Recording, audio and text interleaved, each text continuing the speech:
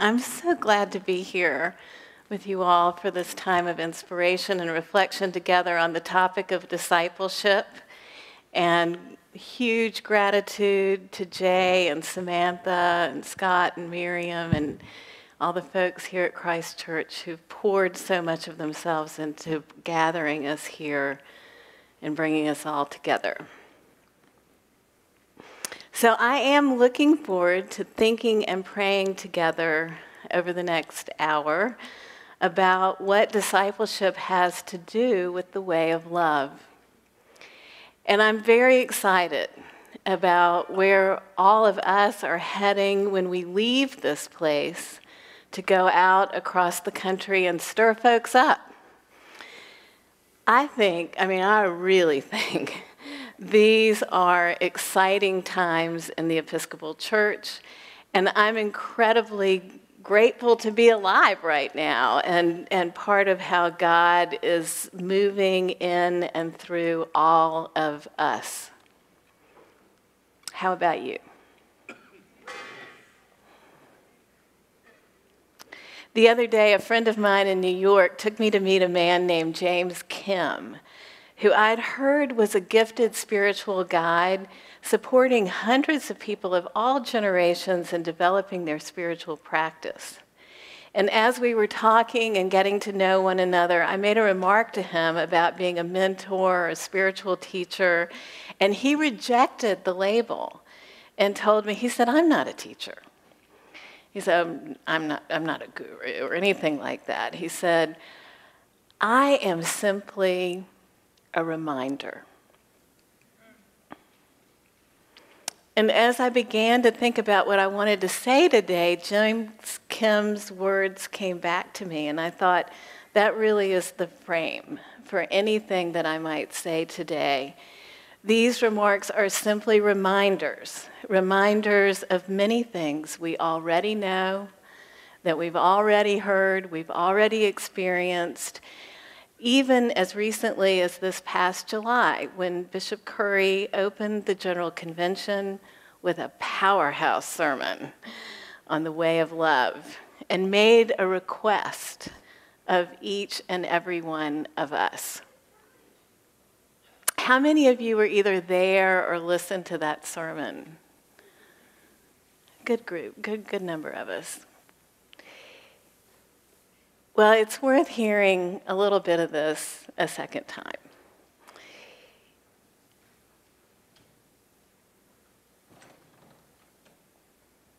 In many ways, the presiding bishop, what he asked of us then is very much aligned with why we're here today.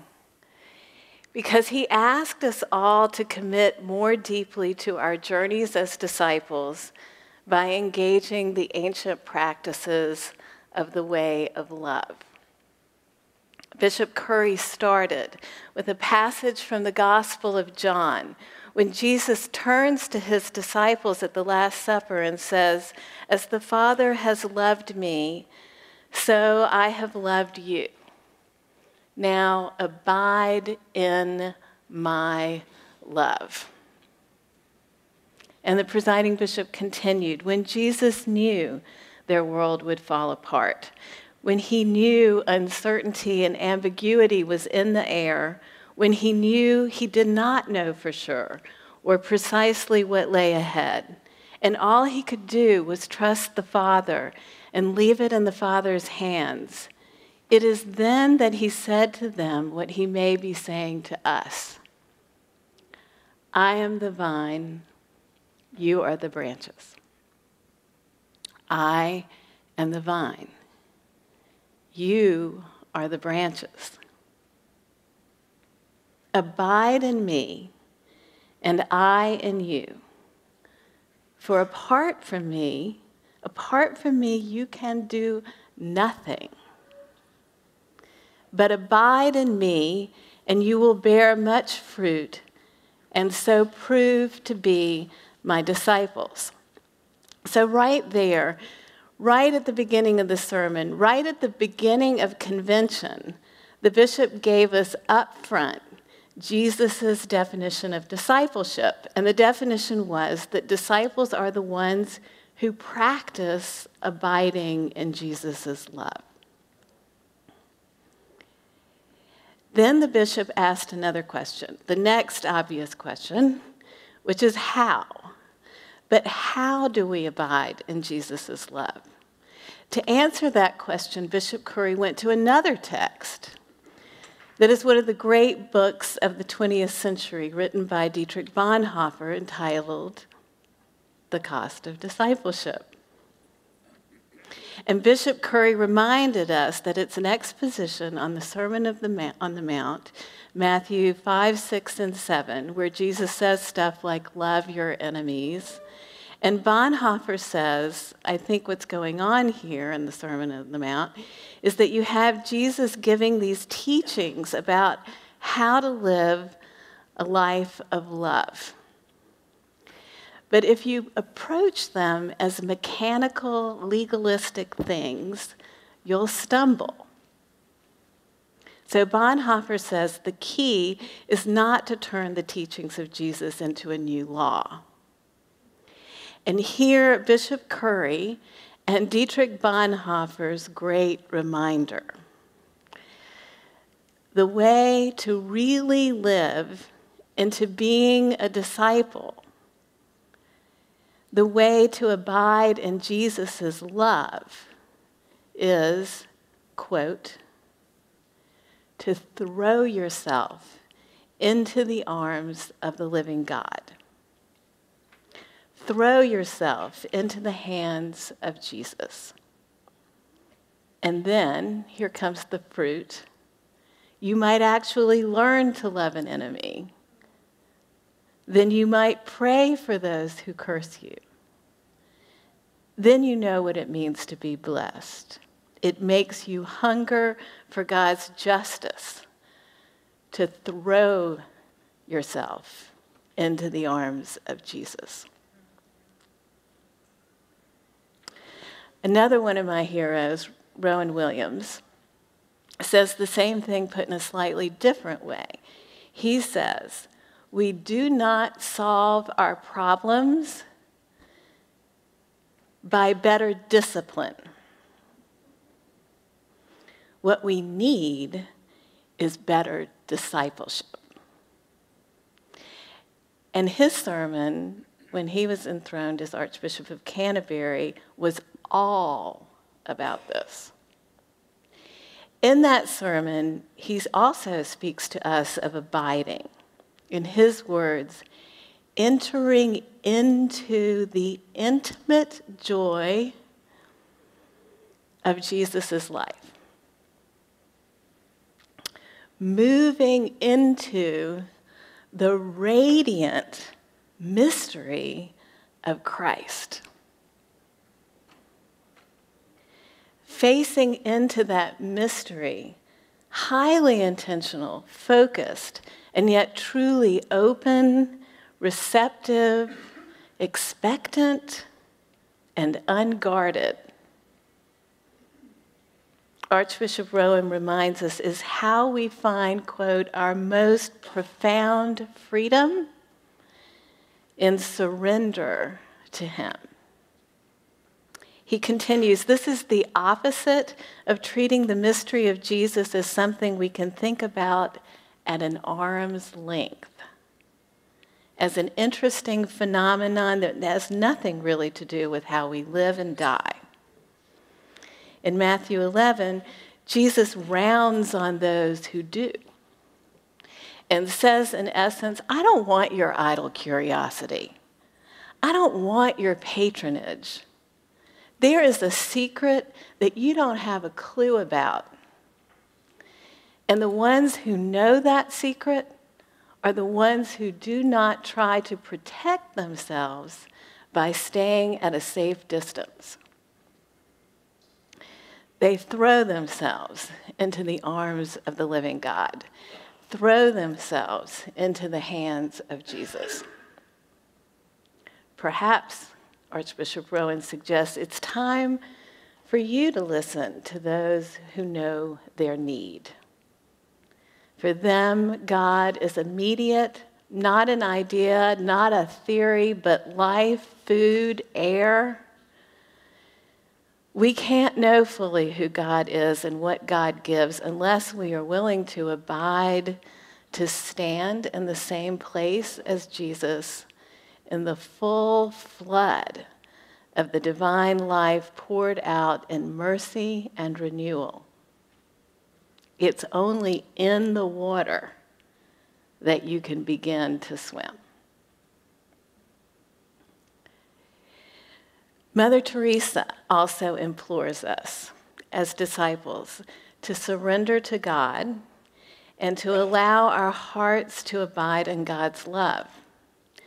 Listen to how many times she uses the word let in this passage from a wonderful book that I highly commend called Everything Starts from Prayer, St. Teresa's Meditations on Spiritual Life.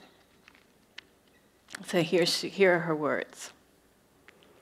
Just once, let the love of God take entire and absolute possession of your heart. Let it become to your heart like a second nature. Let your heart suffer nothing contrary to enter. Let it apply itself continually to increase this love of God by seeking to please him in all things and refusing him nothing. Let it accept as from his hand everything that happens to it. Let it have a firm determination never to commit any fault deliberately and knowingly, or if it should fail, to be humbled and to rise up again at once. And such a heart will pray continually.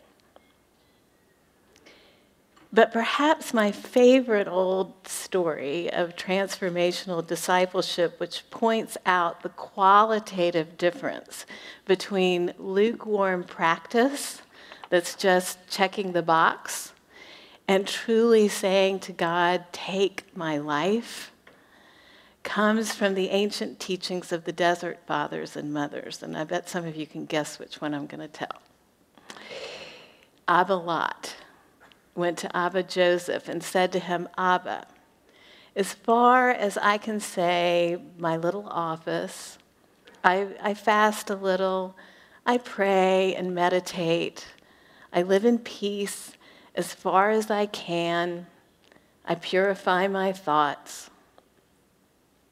What else can I do?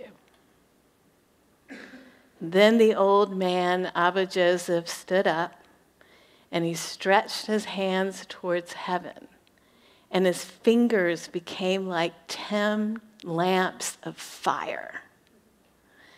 And Abba Joseph said to Abba Lot, if you will, you can become all flame.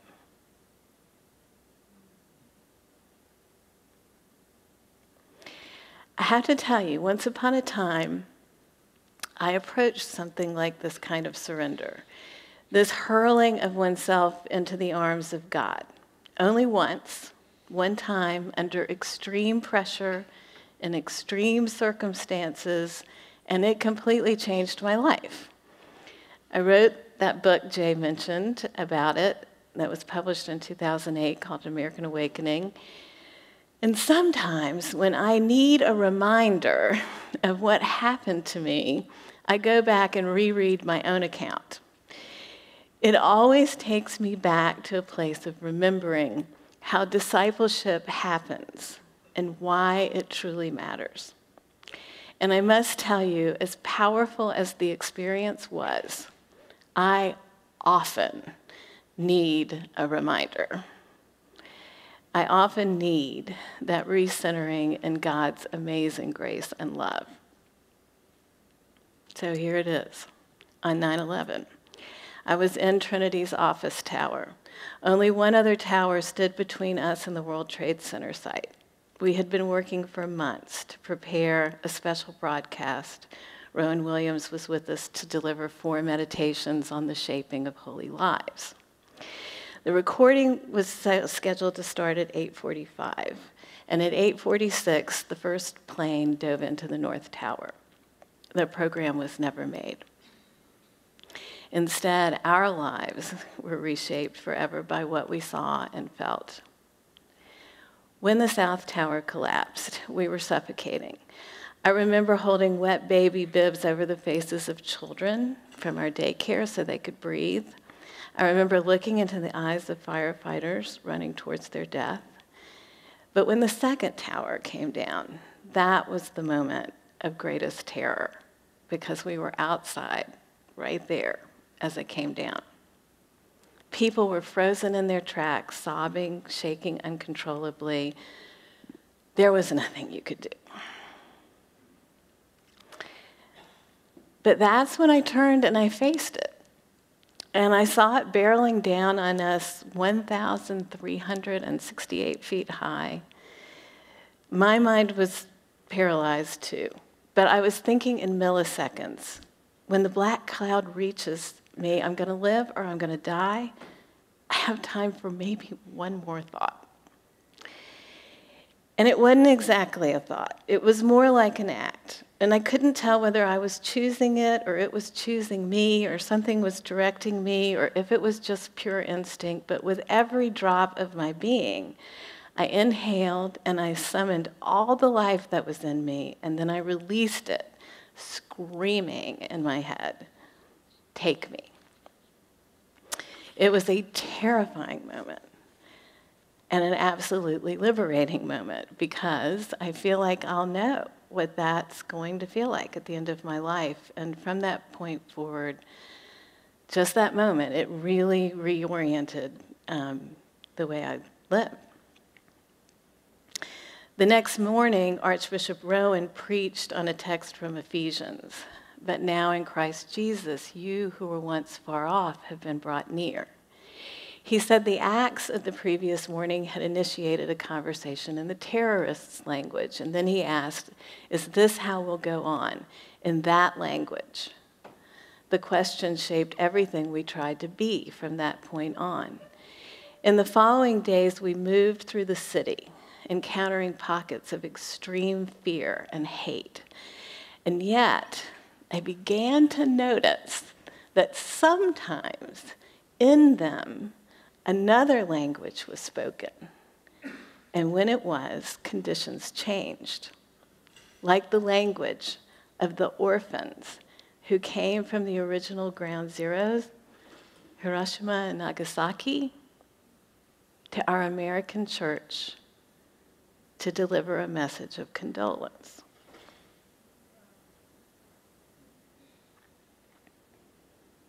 Like the street folks of the neighborhood who arrived in a gang to give us all their cups of coins.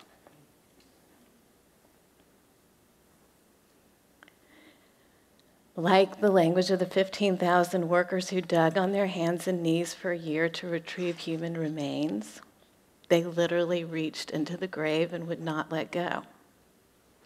And so Ground Zero became a congregation of 20,000 strangers brought near through the language of love in all its myriad expressions. People said the atmosphere of love was so thick, it was like touching the face of God. So today, I am so committed to helping people practice this rule, this way of love, that really is a gift to all of us from our presiding bishop. Because witnessing all of this convinced me, absolutely and indelibly, that love is a power. Where violence and hatred reigned, I watched as extreme acts of love literally drove the darkness out.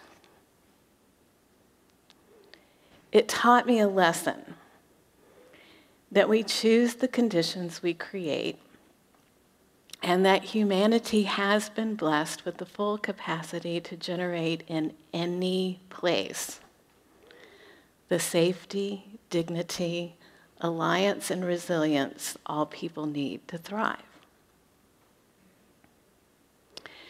4 years later, I was asked to leave New York and go to Louisiana after Katrina to steward the Episcopal Church's response. And I have this crystal clear memory of my mother calling me and begging me not to go. It had taken me years to heal from the PTSD of the 9/11 attacks and the grueling work of recovery. And I was talking to her on my cell phone, and I was on the sidewalk in front of my apartment, like pacing back and forth, talking to her on the phone, on the brink of making my decision. And when I suddenly blurted out, "But I have to go. I have to say yes. Otherwise, it will mean that everything I lived through didn't really change me." And I know that many of you likely experienced one or the other of these ministries. And if you did, you know what I'm talking about, because these were huge efforts with tens of thousands of Episcopalians and millions of Americans truly hurling ourselves into the arms of the living God, loving our neighbor with abandon and being utterly transformed in the process. Through both these experiences, I and literally millions gained a deep appreciation for how true these teachings are about discipleship, what it really is, and how we truly practice, when we practice the way of love, it really does change lives. An enormous cloud of witness surrounded and enveloped us in both places. And of course, the opportunities for this kind of discipleship keep coming, as we saw last year in Puerto Rico and Texas, as we've just seen right here in North Carolina, and even more recently now along the Florida Panhandle and in inland parts of Florida and Georgia, where they are really suffering right now. But we do not want catastrophes to be the occasions for discovering this. God forbid that it should always take tragedy to crack us open and hurl us into the posture of intentional surrender. I remember Parker Palmer wrote a powerful article right after 9/11 entitled "Catastrophe Is Contemplation." And in it, he pointed out that the stripping of illusion is what the trauma of catastrophe had brought it about in the lives of many, but contemplation does the same thing. It had stripped us of illusions about our self-sufficiency and our relationship to our neighbors, and given us a passionate thirst for God's justice and put us profoundly in touch with our intense need to abide in God's love and grace. As Rowan said, need is the beginning of truthfulness.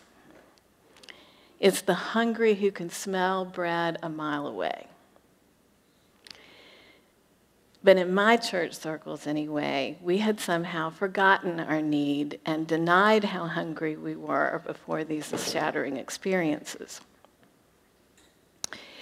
The other day, I was reading a wonderful little book by the great Jewish mystic Martin Buber called The Way of Man. And he's writing about the very beginning of the journey, and he says something I think is extremely wise. He's basically writing about the first practice, which in the way of love we've called turn. And he says to turn, we must become the ones who search our hearts and come to say, like Adam, in and before God, I hid myself. As a first step, we must admit that.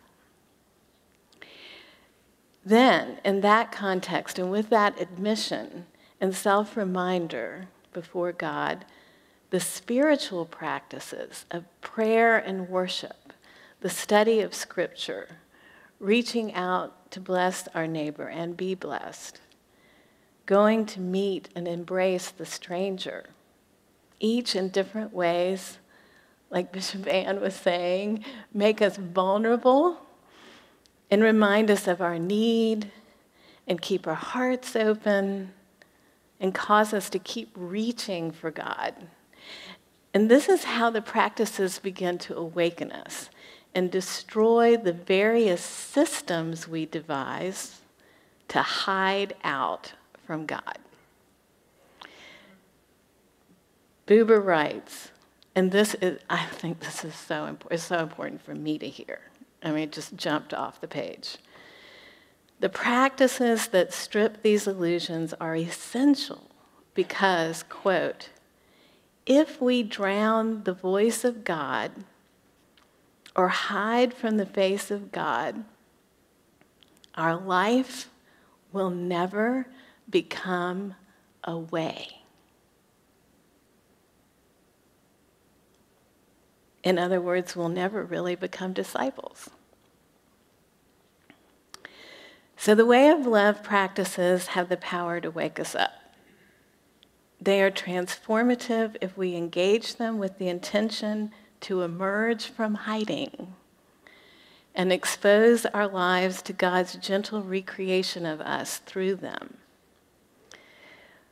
While powerfully transformative, this can be done in helpful ways. And it's been a real honor and incredibly meaningful to work with others, some of whom are here, like Scott and Miriam. Who else? There are others.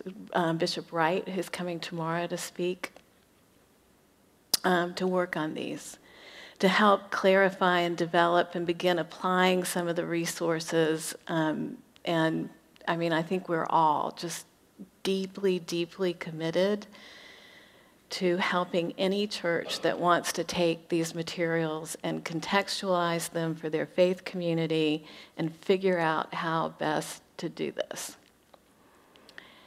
And I especially commend the materials that have been developed for Advent. It's like they've just put them up online, and incredibly powerful to engage this through Advent in churches, I think. That's coming right up.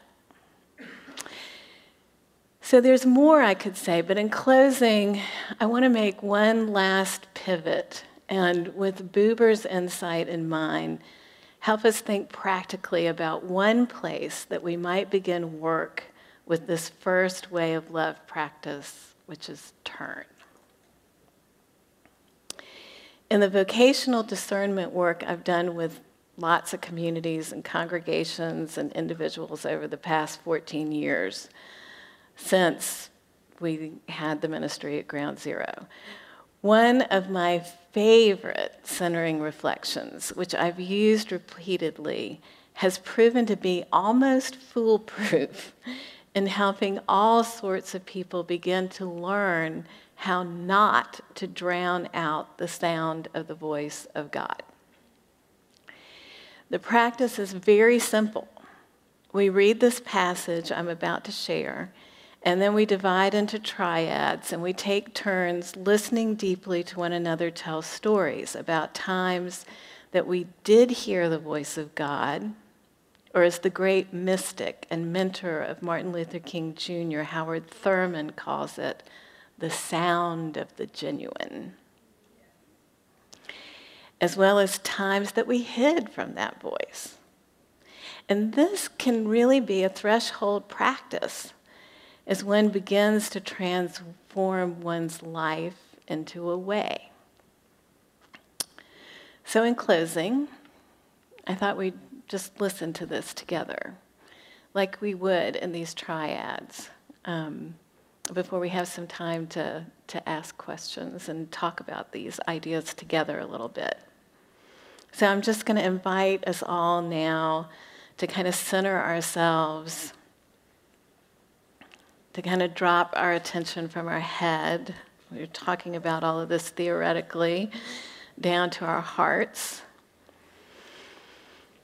and kind of breathe into that heart space.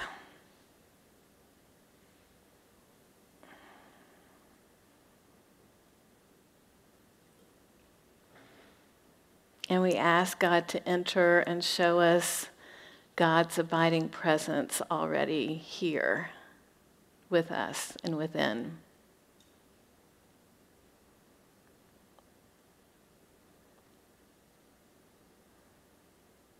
And maybe think back over our lives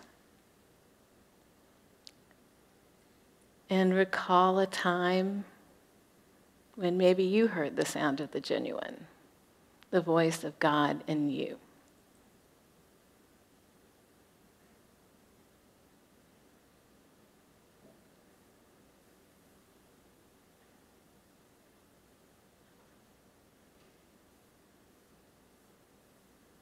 And now, with the ears of our hearts, let's listen to Howard Thurman's words. There is in every person something that waits and listens for the sound of the genuine in herself or himself.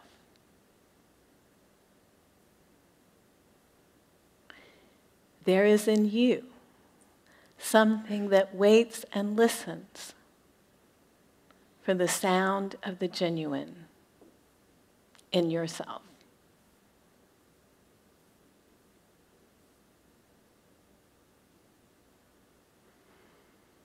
Nobody like you has ever been born, and no one like you will ever be born again. You are the only one.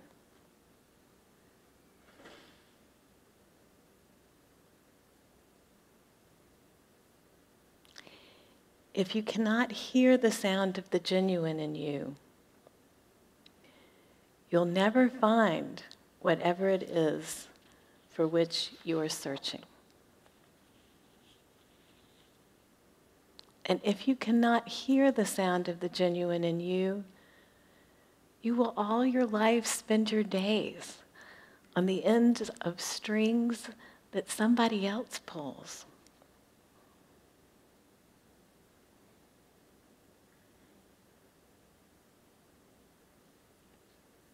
But the sound of the genuine is flowing through you. So don't be deceived and thrown off by all the noises that are a part even of your dreams and your ambitions, that you don't hear the sound of the genuine in you. Because that is the only true guide you will ever have. And if you don't have that, you don't have a thing.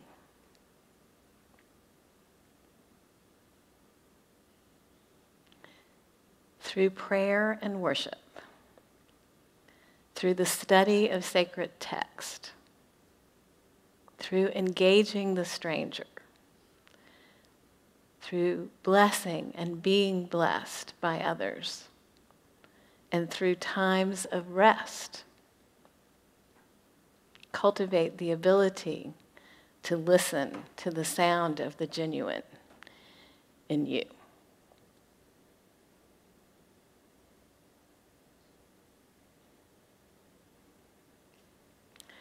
So in the presence of God, in and before absolute truth, unfading light, turning toward God like a flower turns its face toward the sun.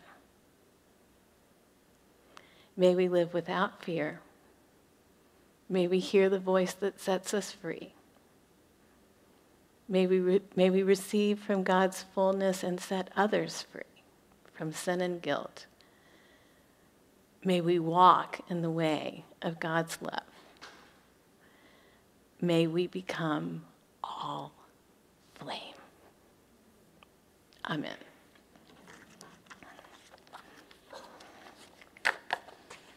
Done.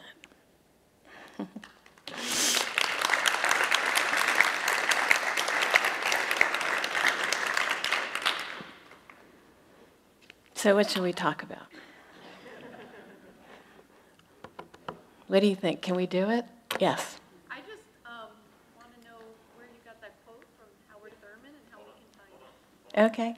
Oh, sorry. Oh, yeah. I'm Andrea. Hi. And I would love a copy of the Howard Thurman quote and meditation you just read. I don't know where it's published. I think you can find it online if you Google Sound of the Genuine. It was actually the name of a commencement address that he gave at Spelman College. And I think you can even find somewhere online the recording of him actually delivering it, which is incredible. I've never heard Howard Thurman's voice. I mean, you've got to listen to it. He reads it. I mean, he delivers it so slowly. It's just like he just takes all this time. It's incredible. It's incredible. Yes. Dr. Cowart, I thank you for sharing your story. I can imagine going through what you did, and I appreciate how the Lord has healed you from that traumatic experience. Thank you. What I'm Thanks be to curious God. about is how God transformed you through it in a way that you had a transferable message to share with the folks going through Katrina and that experience, that traumatic experience. How was that transformative for you, and how did that message, how did you pass it on to others who have been through their trauma? Thank you. Thank you. I love that question. Okay. So, I mean, a big part of it had to do with what happened at St. Paul's Chapel and the way so many people came together and created this really unusual expression of church, which was a holding space. It was intended to be a healing space for the recovery workers 24/7. So, I mean, the world kind of showed up on the doorstep, and when people would come and say, I'm a chiropractor, here's my license, I want to start a ministry of, with chiropractors so that we can, help the recovery workers with like what's going on in their bodies, or when somebody from Juilliard would show up and say, I would like to start a rota, 24/7 rota of musicians from the Musicians Union of New York, we just would go, yes, yes, yes, yes, yes. And then, I mean, we really let it be this kind of self-organizing system so that, but you had to do it, you had to figure it out, you had to kind of make it work, and nobody was really going to be standing over you kind of telling you anything. So, it was either going to succeed or fail on your own merits. And we just let everybody do their thing and let it sort of happen that way. As a result, there were literally hundreds and hundreds and hundreds of different kinds of ministries going on in this one sanctuary. St. Paul's is it's an 18th century church. It doesn't have any side rooms. It doesn't have a parish hall. So everything had to happen in the sanctuary. And so there were just hundreds. I mean, I don't know how many people here maybe went and saw it or maybe saw the exhibit afterwards, but it was, it was really dense space. And there was just so much love being poured out in that space over, 24/7 that it became this incredible healing container. And I got a grant from the Templeton Foundation asking me to kind of study it and document it because my background is in ascetical theology, so I was kind of interested from that point of view as well as living through it. And I got really interested in this this kind of subfield of resilience, psychological studies about resilience and what causes people to be resilient. And there's a subset, actually it's from a group of scholars in North Carolina who really got into this, called post-traumatic growth. And it's this phenomenon of people who've been traumatized but are really surrounded by incredible community that's not like holding them too tightly or too loosely, but just kind of just right, and providing all kinds of support. And that over and over what they've seen and documented is that people who are surrounded with that kind of community, loving community, and who are people of faith, tend to not only bounce back, but to have these like amazing growth spurts in terms of their spiritual development and stuff. And so because I had a background in studying that kind of thing, and I'd landed in this incredible context, I started, trying to extrapolate from the experience, what were we doing, that was so different from the way that we'd been churched before. So it was this kind of before and after thing, and I was thinking, how could we sort of bottle this? What could we extrapolate from this and turn it into a set of practices that anybody could engage and would create a similar kind of dynamic in a faith community? So I'll probably never stop working on that. I've worked on it for 14 years. I took some of it to New Orleans with me. I kept studying it in New Orleans and then created some different programs, which I took to the Beacon Center. And, and then people still ask me to come and do this with them, even though I'm not really in a context where that's my primary work anymore.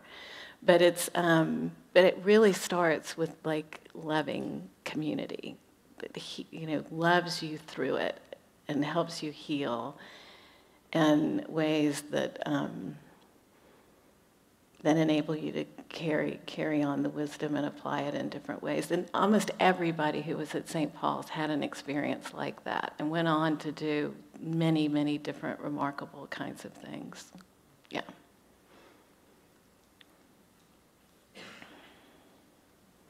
Elizabeth Witherspoon, St. Luke's Durham.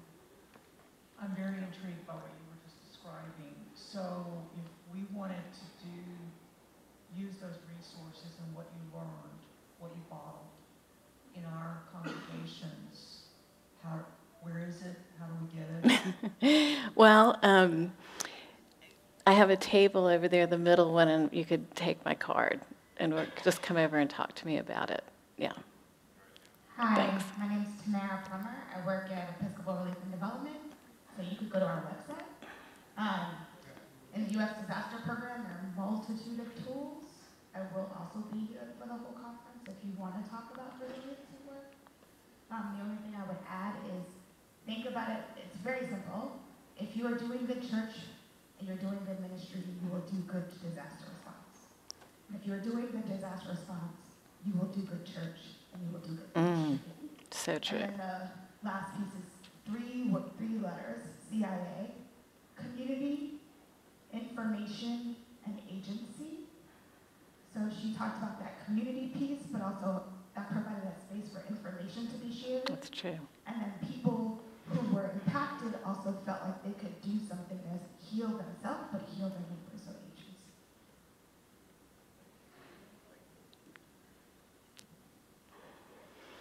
Dr. Cowart, my name is James Franklin. I'm Hi, a James. campus minister in Winston-Salem.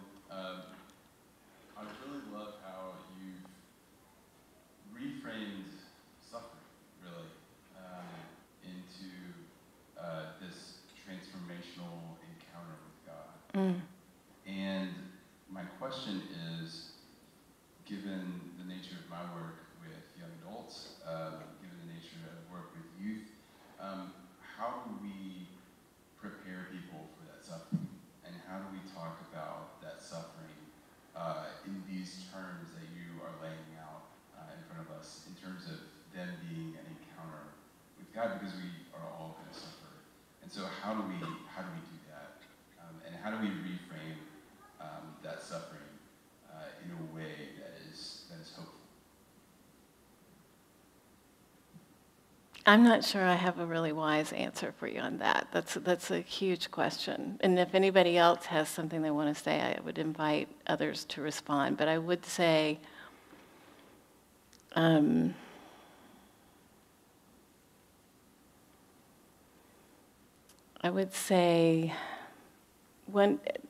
right after, the first time I went out to talk about this in December after 9/11, I went to talk at a conference for the Harvard Mind Body Medical Institute. And one of the first people who lined up to talk to me afterwards was this amazing Zen Buddhist person who ran something in San Francisco called the Zen Hospice Center. It was a hospice for homeless people who were dying in San Francisco that started at the sort of peak of the AIDS crisis. And he asked me a question. He said, so what was the practice that you think prepared you to have that response in the moment? And I was kind of ashamed that I didn't have an instant answer for him. You would think, given my background, I would have thought about that a little bit more than I had before he asked me the question, but I hadn't. And but what came out was the Eucharist. It was just like years and years and years and years of receiving the Eucharist that I think, that just everything in that, and our whole theology of the example of Christ in that moment. This is my body given for you. Take this in remembrance of me. I mean, there was something about just engaging that sacrament for many years that I think might have been one of the most powerful preparations in the moment. But, people, I think the presiding bishop actually, and later in this sermon, he used first responders as an example of people who practice and practice and practice so that in the moment, that it is kind of the response is kind of automatic. It's a kind of a mystery that you do respond the way you do because you've just been steeped in this wisdom and in this truth in different ways over years and years. So I think it's kind of the whole thing, but I felt particularly the sacrament of the Eucharist was really important.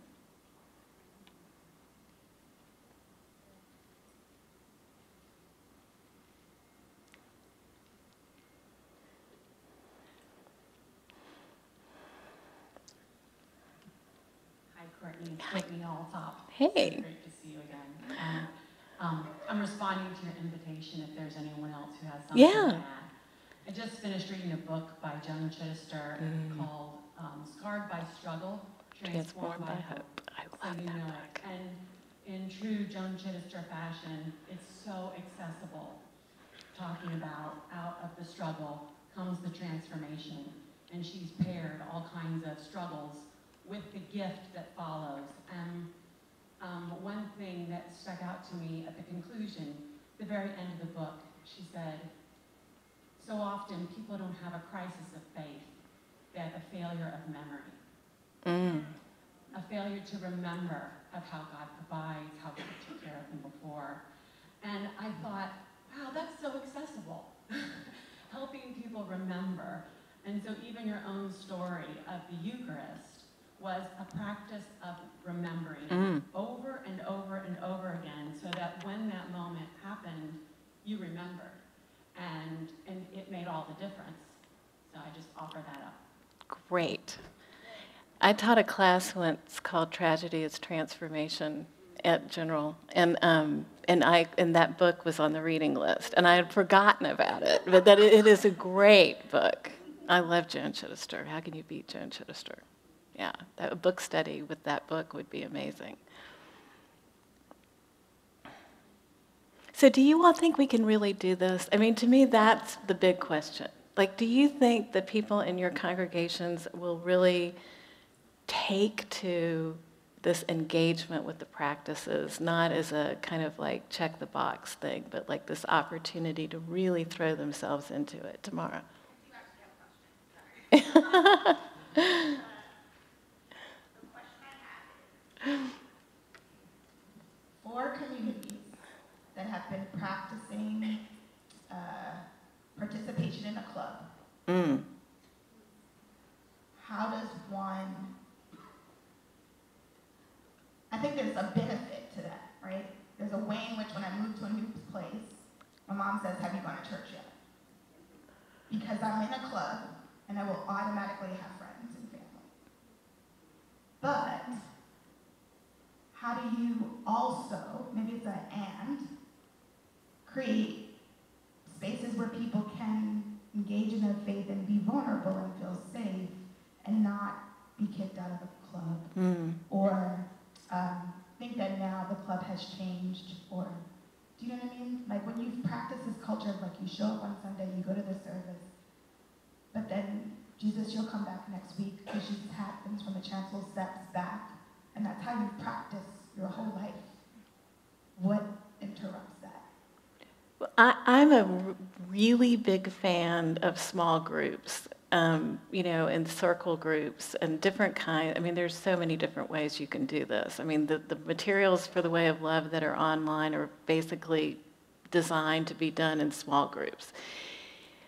But there are all these other programs in the church, or ministries, I don't know, we don't really like the word program too much anymore, but these different kinds of ministries of engagement. So we have Karen Meredith, the head of EFM right here, who knows a little bit about this. And,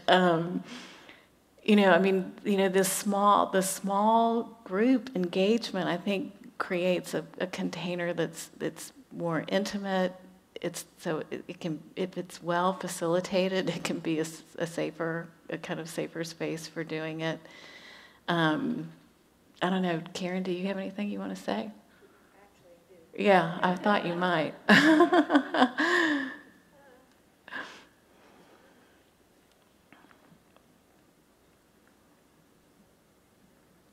think what I want to do is turn the question around.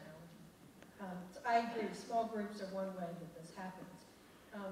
My response at General Convention to the practices was that in some ways this is a really big, open kind of thing because they were not defined that closely. So I think for a lot of us in parishes, and now I'm speaking with my parishioner hat on, the question that we have to ask is, what does that look like here? Right. I mean, it's back to Jay's question at the beginning about this. What is an authentic expression of discipleship in the Episcopal Church? So these practices that we're offering, on the one hand, could be confusing, because what does turn mean? But it's also liberating. So the question then becomes, what does turn look like here? Right. What does turn look like in this small community that I'm working in? So that it's not, you have to do morning prayer this way every single morning, or you're not doing it right. And then becomes, how do I turn and remind myself, the reminder thing, that I'm following Jesus? What does that look like here? And maybe that's the key for parishes. We have to ask that question for ourselves. And it could be, an EFM group, and that would make my heart happy. But it doesn't have to be. Right. What does that look like here? Right. I mean, we were at the Invite, Welcome, Connect conference.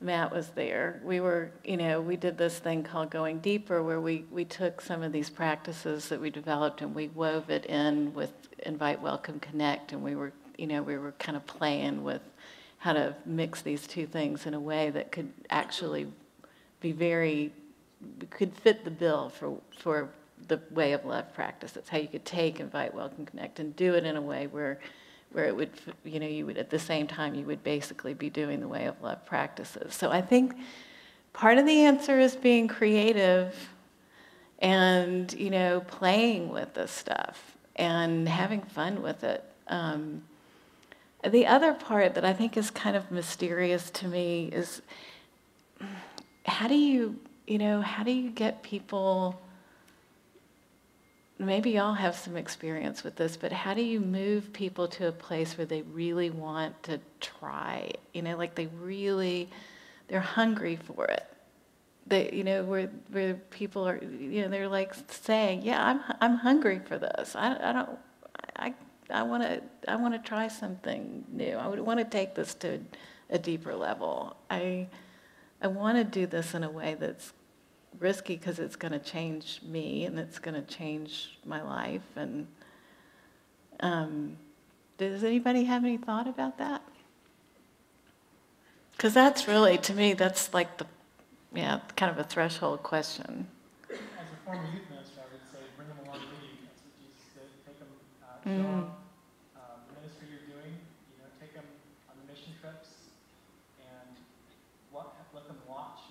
expose them to it, and they catch a hunger and vision for it. That's true.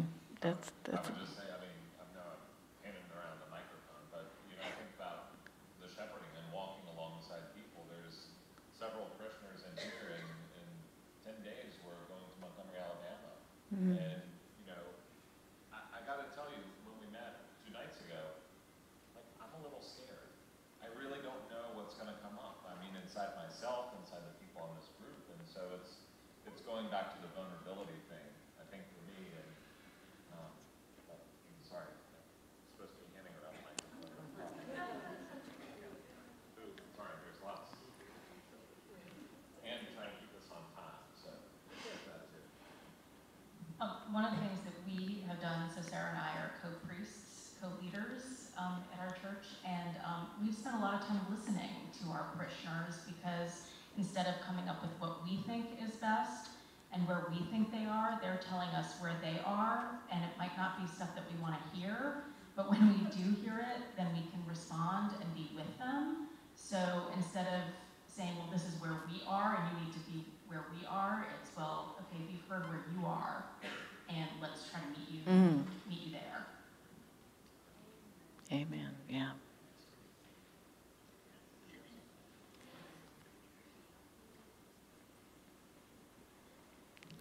Thank you. My name is Dwight Kahn. What we did at Epiphany when I started it 10 years ago with regards to the spiritual exercises is we set the bar really high. Mm-hmm. And one of the first classes I did was a class that went on for 13 weeks, Friday morning, 7 a.m. And it's only for those folks that are serious about the way of Jesus. And I took advantage, of course, of being new, and so they were curious about who this guy is, to sort of push us beyond the country club status that maybe was gripping part of our congregation, and stepping into that practice. But that quickly then built momentum, because as folks entered into the course and then moved out of the course, and then we did another, and we did another, and it grew, and soon we had well over 100 people who had walked through a particular course. Then there was a momentum about the practices, and then that started to bear fruit within the lives of individuals that took on a particular piece of that. But for us, particularly at the beginning, it was setting the bar high. That makes sense. That makes a lot of sense to me. Okay. I'm not saying anything else. I want to hear what you have to say.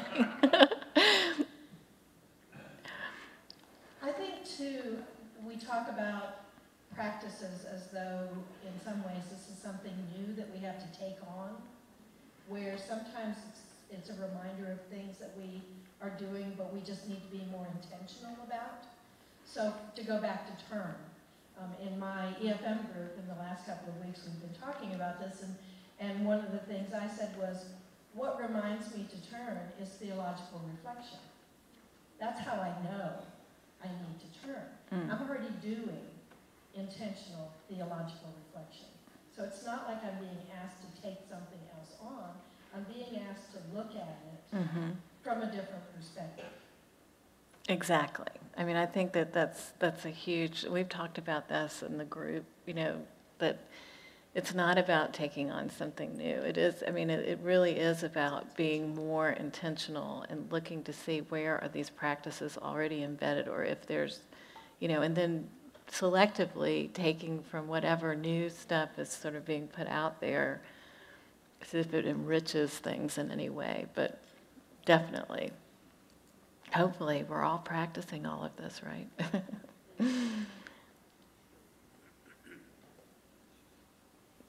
Well, thank you all very much. It's great to be here.